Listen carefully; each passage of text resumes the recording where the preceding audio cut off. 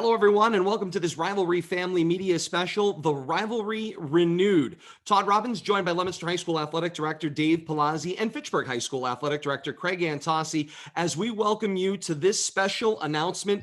It has been more than a year in the making, as this conversation will lay out a special development as it relates to high school football here in the Twin Cities, and of course, the rivalry between Fitchburg and Leominster.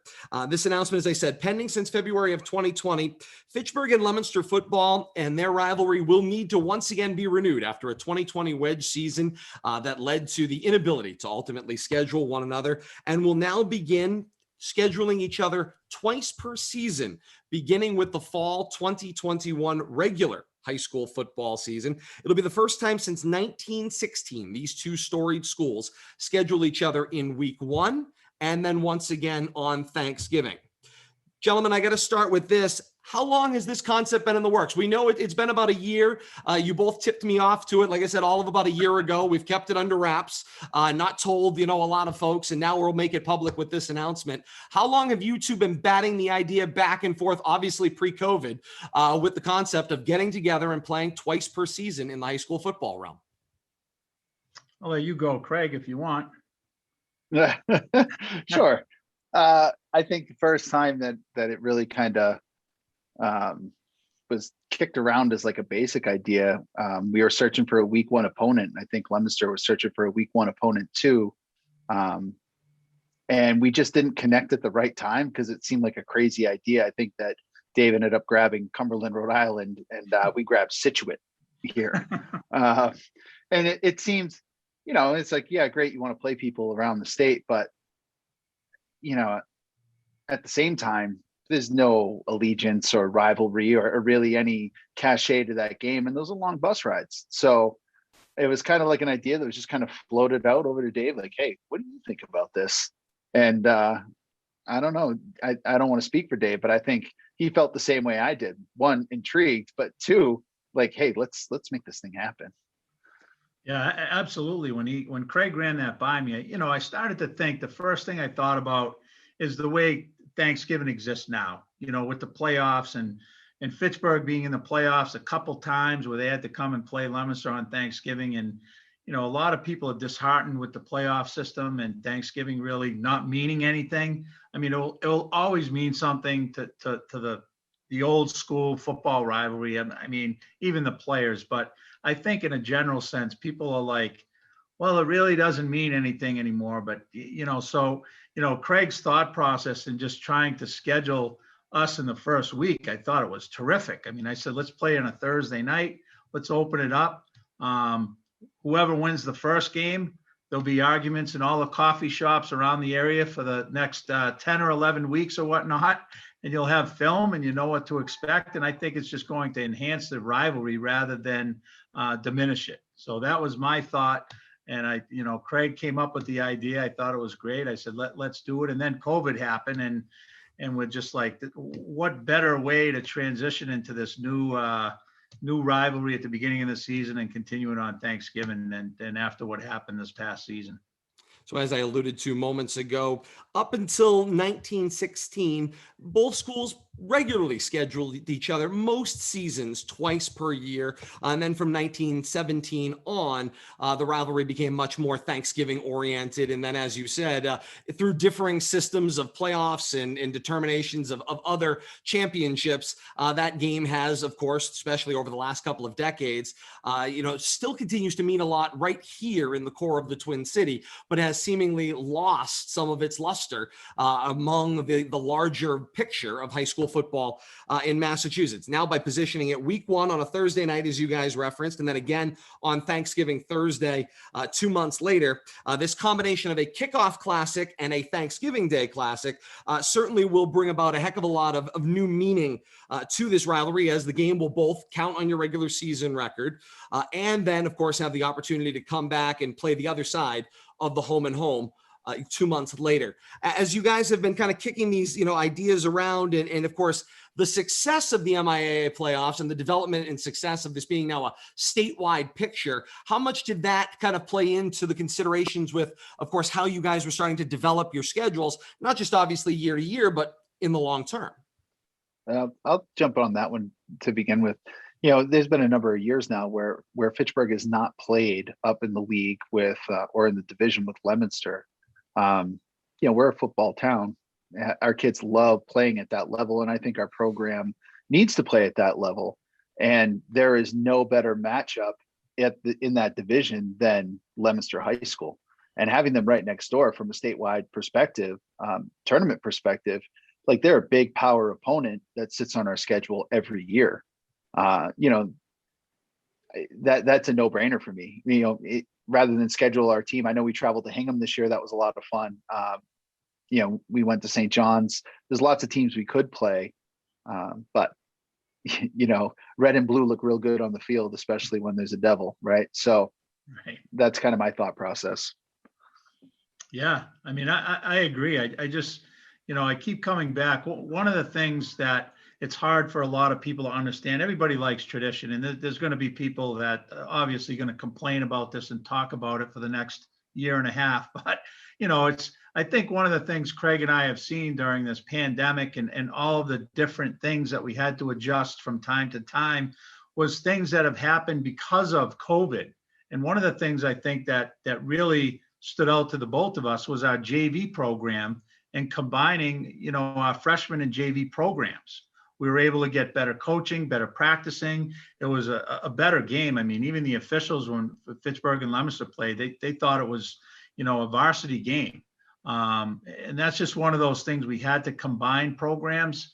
I know the numbers are down across the state for a lot of teams, but having 45, 50 kids on a JV program with freshmen and sophomores combined just worked out. And this playing Fitchburg and Leominster in the first game is just one of those things that I don't necessarily think it came from COVID, but the more we think about it, with our game getting canceled and not being able to play it. The point I'm trying to make is I think sometimes people are afraid of change, but once they see, the vision or what we're talking about, I think it could be something that could be very special, each and every year. So I look forward to it. The nexus of change, I think, is what ultimately scares a lot of people when we go in this development, particularly when you tinker with things that have such a historic rooting, something that dates back to 1894, certainly predates everyone on this call and then some.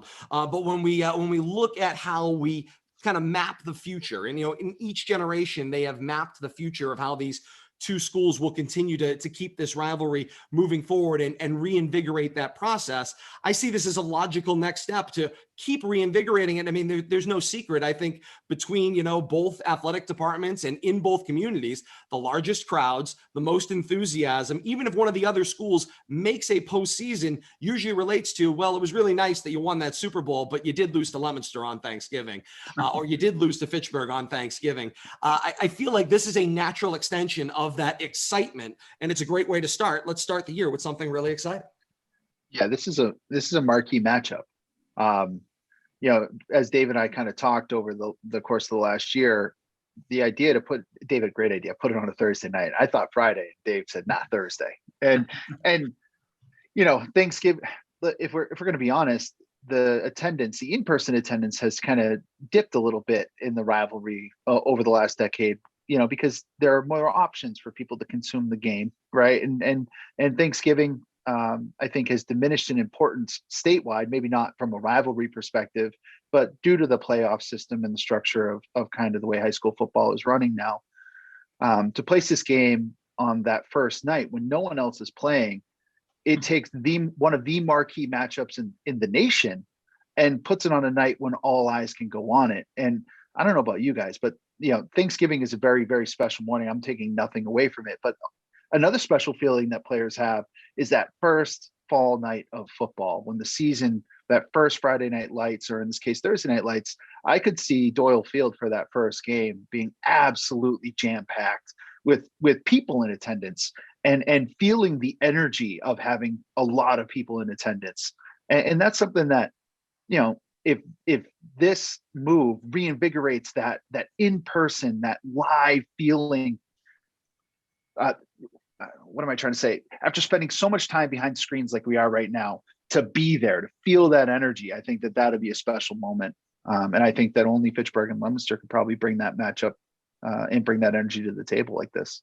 And Dave, uniquely, you had the opportunity to coach in the two games that were the Tuesday following Thanksgiving, the most recent two playoff games that were held when Fitchburg and Leominster played a second time. And they were only a matter of a couple of days apart, both times that it happened, which of course was part of really generating some excitement. You had the opportunity to come right back and play the same team again. But certainly what we witnessed at that moment in time was a huge enthusiasm with a turnaround where maybe, as Craig alluded to moments ago, the Thanksgiving crowd was about average to what we've seen maybe in the last couple of decades, but seemingly that Tuesday following really did build in excitement and maybe was even a larger crowd following that previous Thursday.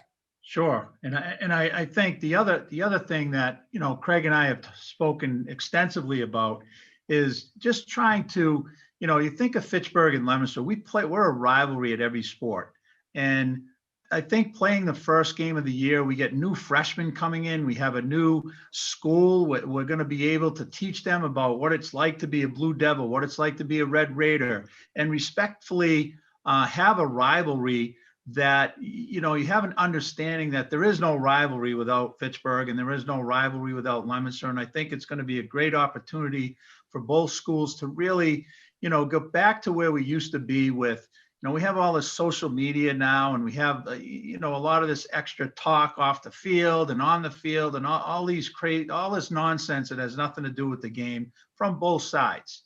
And I hope that this game will allow us, both schools, principals, superintendents, to really kick off the year with this is what Fitchburg and Leominster rivalry looks like. This is what we want it to look like. Let's get everybody at the game and just let it rip. I mean, we play each other in every sport, and basketball is a great rivalry, boys, girls. So, I'm very excited to see that. And Craig's spot on. I mean, I can envision like thousands of people at this game to open up this game. So, we're pretty excited, but we want to do it right and set the tone for the year, not only for the rivalry for Leominster and Fitchburg, but just a sportsman-like way to approach the game and be a good sport about it and respect your opponent, things like that.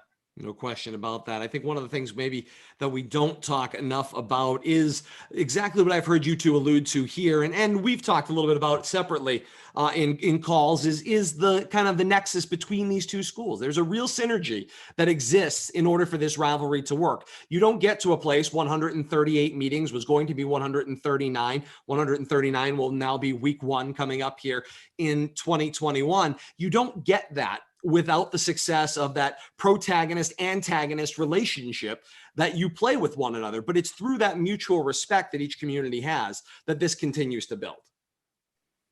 Yeah. I mean, I think that certain people would love it if Dave and I, were at odds with one another and couldn't stand each other, that guy from Leominster. But the fact of the matter is, Dave is 100% right. And we've talked, like he said, extensively. There's a rail trail that joins our communities now. We're the twin cities for a reason. Twins don't always get along. Each one has its own identity and its own personality, but playing off one another is what gives us our unique identities. And hopefully, going forward, we can really bring that back out and maybe even evolve it a little bit.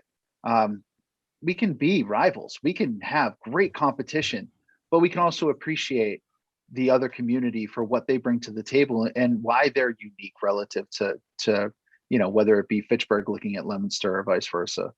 That gives me a lot of hope. Our communities, our demographics are changing. We got a lot of first generation residents in our cities that aren't necessarily steeped in the history of the rivalry. So this will give us an opportunity, like Dave said, to the very first week for those new freshmen to get an understanding of what it means to be from Fitchburg and to compete against Leominster, how to have respect for your rival, how to have respect for competition on the field, and see that rivalry can bring out the best in you. And at times the worst, but those are opportunities to learn from, So I see this being a net positive for both communities. Again, I can see people coming in from all over the state to try to watch this game, which is going to put people in the restaurants. It's going to, it's a small economic boom as well. And like, I don't think either of the mayors would I guess, turn that down if given the opportunity. Certainly with the home and home potential as well. And Coach, while we're on the topic of that mutual respect and connection between the two, you certainly, lived that opportunity. You lived the opportunity starting as a player and in opposition with the community. And then as the years go by, you develop some of your great friendships come from across the other side of the ball, as you all, either went off to college and interacted with one another, came back to the Twin Cities, interacted with one another, or now potentially all these years later, you interact with one another on opposite sides, working in opposite yet conjoined jobs in the athletic departments. Talk about kind of the special nature of that relationship and how maybe as a student athlete, you don't appreciate it as much as you will 25 and 30 years out when you think about what you went through in that battle, in that game, and how special it was to be a part of the 100th game or the 150th game, which we can now start talking about thanks to this pair and this choice playing twice a season. Talk about that kind of special connection that players develop across lines. Yeah, I just think, we're all we're all doing the same thing. We're going through the same troubles in high school and family struggles and trying to represent our communities and, just play the game hard and play it the right way. I think, you want to play this game. I was talking to Craig about this. The hardest thing to do when you lose is to really, there's nowhere to go from that. I mean, you can lose. I've lost games coaching and playing in the worst ways. And the only real way to feel good about what you've done is kind of shake hands with the other guy, praise the other guy. As you get older, for the most part, you kind of respect, more of the other side. You're older, you've been around for a while. I mean, Paul DiGeronimo and I played against each other. We were both quarterbacks. We played basketball. There's probably close to many fights that we had, but, we're very good friends now. We just often share stories about our own locker rooms and, what it was like to be on the other side. And it's really, one and the same. But I think we had a great deal of respect for each other when we played the game, and we played it hard and we played it the right way. And I think that's the most important thing for these young men, young women to really understand. You want to play the game the right way. I mean, that's really what it's all about. And then everything will fall into place after that, win or lose. I mean, of course you want to win, but you can't always win everything. So, I'm pretty excited to see how this plays out. No question about that. I'll put you guys on the spot here as we think about things. I haven't run this by you, but why not? Let's make some decisions while we're here, on this call, shall we? Let's think about this, because this is an item I don't think, again, as somebody who covers the rivalry and has been, kind of knee deep in it for a very long time, I have an appreciation for this, and I've had the opportunity to see the item I'm going to bring up, but not many people necessarily do. We maybe don't pay enough attention to it. We have one of the coolest trophies. When you talk about different rivalry games, we are very lucky to have our own unique, very cool, symbolic trophy of this game. It's the Nicholson Cup. Both schools will display it. Whoever wins that Thanksgiving Day game in, obviously the last 20 plus years, going all the way back to the 1920s when this thing was first awarded, would own that for the year. Is there a possibility? Have you considered what the rules will be? Will that continue to be on Thanksgiving? Will that go back and forth between the 2 weeks? First, game, last game. Have you any thoughts on this as I throw it out? I might as well put you on the spot while I got you here. I would think it would remain Thanksgiving, I guess, and then we create. I don't know. Maybe we'll create something else. Who knows? I mean, it's a new century, I guess. So we can put our heads together and think of something else we could do, or loop it into the season and winner take all Thanksgiving. I don't know. Craig's got some great ideas always. So see what he thinks. I can see his mind is racing right now. As much as I'm a guy who loves to tinker, I think that there are some things that are better left to the tradition, because that is a really cool trophy, and it very much has traded hands on only that day. I think that it's special to trade hands on that day. And I think, part of what you're saying here, Todd, is something that if we emphasize that trophy is for that day, it brings extra special meaning to that day for our players. So I think, if I was going to make a gut call right here off what Dave said, I would agree that we should probably keep that trophy transfer only on Thanksgiving. That is a Thanksgiving trophy. Sadly, And, that thing lived in a closet out of sight for a very long time. That I didn't even know it existed in the early 2000s when I was there. That was found in a broom closet, dusted off, and brought back to life. And it is fantastic to see it back. well, we have a very special spot for that trophy in the clubhouse at Crocker Field. And I'm sure as you continue to renovate Doyle Field, you'll create an equally special spot for Absolutely. that trophy. And that's what they're trying to get done, because I mean, that's something, if Leominster kids have ever been through there, I mean, it's just an awesome thing to see.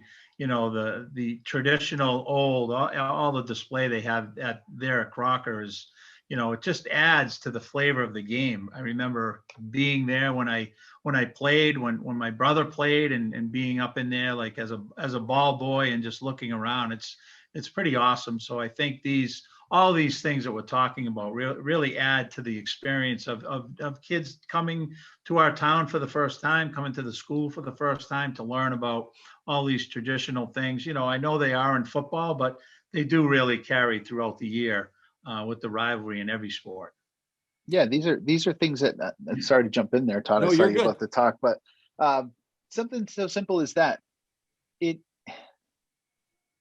We are unique. Leominster and Fitchburg, we're so unique. I mean, we travel, you go to other high schools and they're newer, they've got locker rooms and they might have some upgraded facilities. But when you come to Crocker Field or you go to Doyle Field, it's a different experience. It's a stadium type atmosphere with a lot of history. And that's the type of thing that Dave and I have discussed. A lot of our kids have played at these locations and have never probably taken enough time to wander around it and just be in awe of the history that's in that venue. The Crocker Field Fieldhouse, it's a special place for our Fitchburg high school athletes, especially our football players.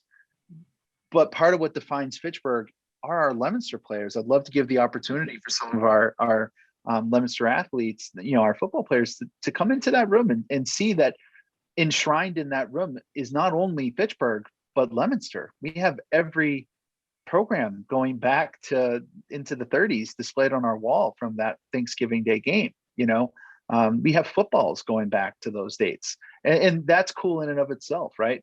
A lot of the definition, who we define ourselves as Red Raiders, is relative to Leominster and vice versa. So, I would love to give the opportunity to some of those athletes to come and check it out. It is on certainly the unique feature. I would agree that you both point to when you walk into Fitchburg or Leominster, walk into Doyle Field, walk into Crocker Field, the feeling that you get on an average game, on an average week, when you go cover a game there, as somebody who's been involved for so long, is unlike any place else. And you are correct, in pointing out that there are facilities that are newer, that have, been renovated, but they don't have the mystique and history. Even if they are on the older end, they don't have the mystique and history. You don't have the same feeling as you do when you get connected in those two facilities.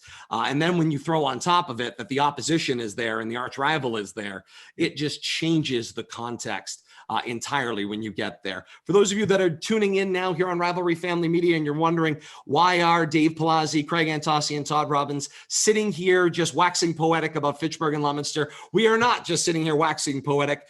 Big announcement here tonight. Fitchburg and Leominster High School football will play twice a season, beginning with week 1 in the fall of 2021. That is the big change. For the first time since 1916, these two story programs will schedule each other twice a season. First in week 1 on a Thursday night, the opening night of the 2021 season, and again on Thanksgiving Thursday in November of 2021. Didn't mention this off the top, but while we're talking about it, the Thanksgiving rotation will stay in place, which means Thanksgiving 2021 is scheduled to be at Crocker Field. That will continue to be at Crocker Field. The new kickoff classic will start off at Doyle Field in week number 1. And if you were to put that into sync, that means then Fitchburg would then host meeting number 140 and meeting number 141, as you would host it on back-to-backs. You'd host it Thanksgiving and then week 1 in 2022. Leominster would do the same in the subsequent years and so on down the line as that starts to fall into place. all the way to, as I mentioned a few moments ago, the 150th meeting, which under this plan, we'll get to the 150th meeting a little bit quicker. My calculations tell me somewhere about 2027, we'll get to the 150th meeting. You guys obviously are putting your stamp on this, helping your schools respectively to put their stamp on the next iteration of this rivalry. As you project out to that 150th meeting in 2027, what do you want this rivalry to look like? What do you want it to be by the time we get down the road? That's 6-7 years down the road from now, and umpteen matchups to get us there. I think I just, I want more of this. Well, I want a lot of fans there. Like Craig said, I think we're missing the student body, the people to go to the games in person and watch the games and talk about the games and, pack it in Crocker, pack it in Doyle Field and just have that electric, moment year in and year out and have that discussion. I think it's healthy to be talking about all these players. I mean, I can name all the players from when I was in 7th and 8th grade that would from Fitchburg, T and Hara, Pappas. I can name them all because I remember all the coaches and my parents and my dad speaking about these great players from Fitchburg that we better be ready to play them. And I foresee that happening and getting better and better as we continue this rivalry, and hopefully we get more people involved from each school and continue the rivalry and set the tone for the year for all of the other sports as well. 2027, Craig, is not that far away. What do you envision things looking like? Flying cars, it won't be, but what will be the thing that gets us in 2027? I think the stories that I hear, and I remember when I was young growing up, going to games at Doyle Field and Crocker, and looking out on the field and dreaming about being on that field. I want to return, hopefully in 2027. We've brought the kids from both towns into these venues to watch both of these games and start to really daydream about being back on that field again. I don't think that it's ever been lost, but I'd love to see that be amplified and maybe, it evolves a little bit. We're in the world is changing around us. And I hear stories of when you go to Crocker Field and you had to, basically climb trees to be able to see the game because it was so deep around the sidelines. And I remember going to the Leominster Brockton game where you couldn't stand in Doyle Field. I went as a kid. It was amazing. I hope in 2027 we recapture some of that. I hope that this becomes, if you're going to mark 2 games on the schedule that you're going to go to every year, it's going to be those 2 games, and the rest of the time it can be normal, but we're going to really celebrate the things that make this special twice a year. That's what I'm hoping. And that's a great place to bring us to a close. Leominster High School Athletic Director Dave Palazzi, Fitchburg High School Athletic Director Craig Antocci. Thank you so much after a year of kind of keeping this under wraps. Thank you so much for sitting down to make the announcement tonight. We're certainly looking forward to the 139th meeting of Leominster and Fitchburg coming up on the first Thursday of 2021's high school football season. And we will be a part of that one way or another as we look forward to the next weeks and months ahead. And folks should put it on your calendar coming up for this September. Thank you all so very much for joining us for this special Rivalry Renewed announcement. Stay with us for more coverage here on Rivalry Family Media with our partners at the K-Zone, Leominster TV, and Fitchburg Access Television as well. Until next time, I am Todd Robbins saying thank you so very much for joining us, and so long, everybody.